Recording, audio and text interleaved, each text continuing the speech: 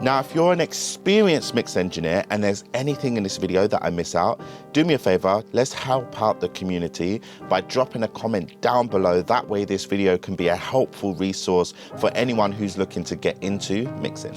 The first tip I'm going to give you is going to be so helpful. And the last tip I'm going to give you is going to be invaluable. But to start off with that first one, make sure that you understand that you are not mastering, you are mixing. Now, this is key because when you listen to your favorite mixes, you've never heard your favorite mix. Like, you've only heard your favorite mix and master, but you don't know what that mix actually sounded like before it was mastered. And this is a really important step to understand because there's been times where I'm trying to chase a mix and that thing's mastered at like -7, -6 LUFS. And no matter what I do, because their one sounds so much louder, I'm racking my brain like, why doesn't mine sound as good? And it's not that mine doesn't sound as good. Well, to be completely honest, I was quite terrible back then, so it didn't sound as good, but it was more that their one sounded louder. So the first thing I would say is to understand that you're not mastering.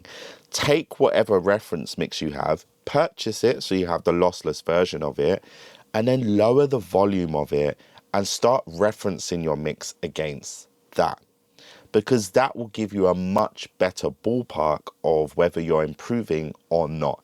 Because honestly, trying to get a -7 LUFS master is an art form within itself, and you can probably just stay around -8 LUFS and be completely fine. I've had -6 LUFS masters, I've had -7 LUFS mastered. These days, I'm not even trying to achieve that. -8 is exactly where I'm trying to be. So once you've got that out of the way, make sure to learn your plugins. Now, I understand you may be thinking, what? Learn your plugins? What is this guy talking about? But I don't mean just learn your plugins. I mean learn your plugins. Like if I tell you, what are you going to go to if you want a vocal to pop in the mid-range, you should know in your mind straight away what EQ or what compressor or what saturator you're going to and what settings. Those settings visually should come up in your mind. That's what I mean by learn your plugins to that degree. And the way in which I've been able to do that is whenever I have a plugin, I'll just take like an Apple loop or a drum loop or a vocal loop or whatever it is, and I'll just load it in. And I'll just go through every single compressor I have. I'll try out different settings to try and build this mental map within my mind of what is this good for? Okay, an 1176 blue, aggressive saturation, push on the mid-range. 1176 black, still aggressive, bit softer on the top end, not as aggressive in the mid-range. LA2A, smooth, more transparent style of compression. Don't give it something that's too transient heavy because it's going to clamp down. C1LB, not really doing much compression. It's just a tone unit, but if you do want to heavily compress it, make sure that you use another compressor before it because it's going to get really, really upset if you're feeding it really heavy transient information. Like, this is the kind of level to which you need to understand your plugins. And this is only something that can come with time. So it's really important that you take the time to sit down with your plugins and go through things one by one and just make sure that you know what is what. And you'll find and develop your sound. Now, this next tip I have is the most important tip, I think, because a lot of people ask me, Alex, how can I get this vocal to sound better? Or Alex, how can I get these drums to hit harder? Or Alex, how can I get my bass to be fatter? And the question I always ask them is, what is the goal of your mix?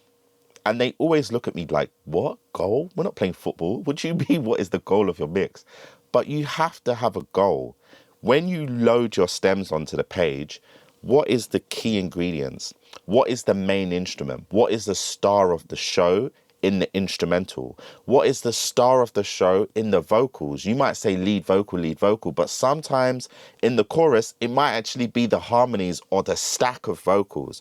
You have to identify what the goal is you're trying to achieve. You get those stems, you need to be able to say, okay, drums are king on this mix. So no matter what, drums take priority. So if you're sitting there with this piano and you're like EQing it and trying to craft it and make it sound great, but is that even the star of the show? If it's drums, then you need to be carving frequencies out of the piano, out of the other elements, and making sure those drums are front and center.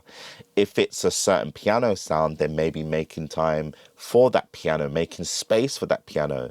Do you need to compromise the drums a little bit? Do you need to compromise the bass a little bit to now make that piano shine through? But you must have a goal. When you're mixing, you must have a goal. And you must know how you want each sound to sound. And when you know that, then you're able to take your plugins and implement them as tools in order to convey the emotion you want to convey. Think of it like learning a language. Words are like plugins, and a song is like a sentence, for example. Now, you may use certain words to convey certain emotions, but you're only able to do that because you know what those words mean. In the same way with plugins, the goal is to convey a feeling, and these plugins are the route that you take to get there. So for example, if I want someone to feel upset, I might use an offensive word. If I want something to feel bright, I might use an EQ. If I want someone to feel happy, I might use joyful words, encouraging words. If I want something to have more space, I might use reverb.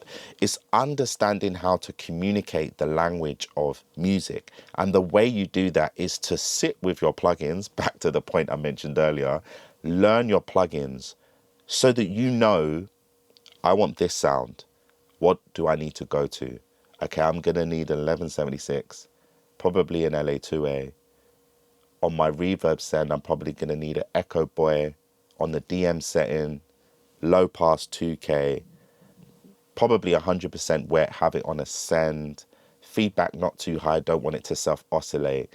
Like, of course, I'm just nerding out and I'm geeking out right now, but you can absolutely get to this point where you have that understanding. And when you get to that point with your plugins, that's when you'll really start to improve as a mix engineer, because now all of a sudden, any goal that you have in your mind, you're able to know exactly what tools you need to go to and you need to reach for to achieve the goal that you have in your mind.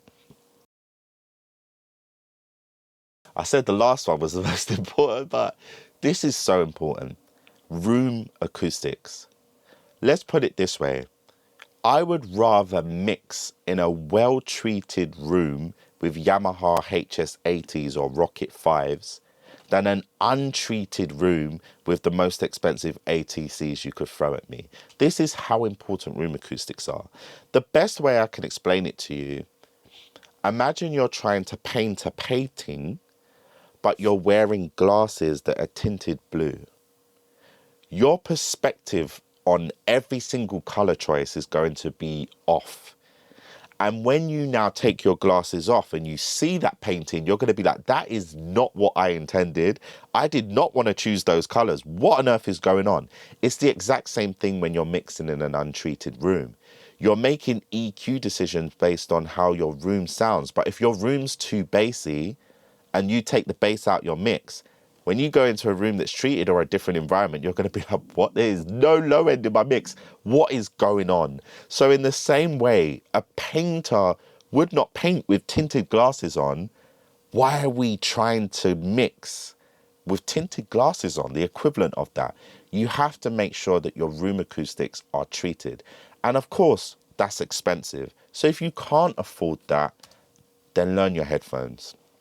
Learn the relationship between your speakers and your headphones. So not just mixing on headphones in isolation, but listen to your favorite tracks on speakers and listen to your favorite tracks on headphones and learn what the difference in the relationship is between your speakers and your headphones. And that will enable you to get better results. For example, you can set your overall reverbs and stuff on your speakers, get a general balance, but then go to your headphones and be like, oh, wait, hold on. I know when I listen to that Travis Scott record, the low end's meant to hit like that and it's not hitting like that. So regardless of how I feel my speakers sound in the room, the headphones are telling me I need to push that more. And you can make those adjustments. And that brings me to the other tip, which is in order to develop taste, you have to first listen to music. You have to listen to the great mixes. You have to listen to the great songs, and you have to learn them and understand what is it that draws you in about that song. What is it that you love about that song? What is it that makes it stand out to you? And then try to achieve that within your mix. Try to replicate that within your mix. First copy. And then once you've learned how to do the techniques, then you can decide when to implement. And then once you've learned how to implement those techniques, then you can begin to innovate. But it's so important to just sit and listen to music so that you could level up your taste, so that you could level up your understanding of how you want things to sound and what actually sounds nice to you.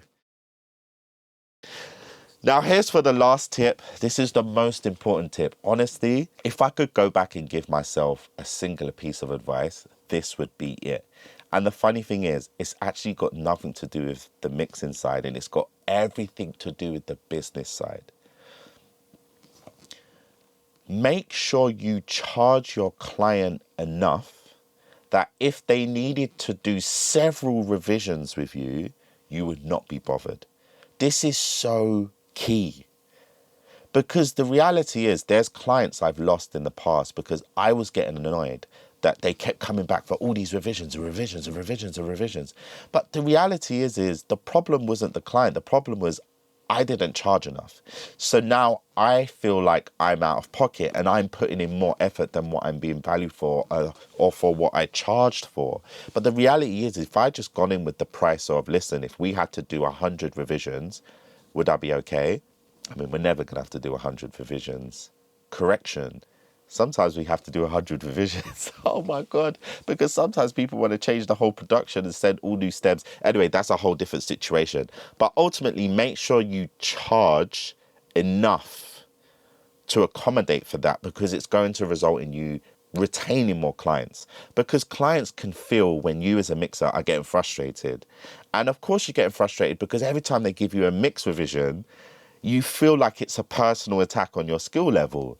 But ultimately, that relationship and that dynamic between mix revisions and getting the final product, that experience for the client is so crucial, because no matter whether you smash the mix out the park or not, how that interaction is between you and the client will determine whether they come back or whether they find someone else.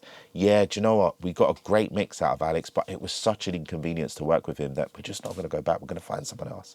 So make sure that you're charging what you need to charge so that that client to mixer experience is a great one for both parties. So there's so many more tips that we could discuss, but I think that's enough to focus on for now. I'll probably do a part 2 to this in the future. But if you found this helpful, let me know in the comments down below. And other than that, I look forward to seeing you all again next time.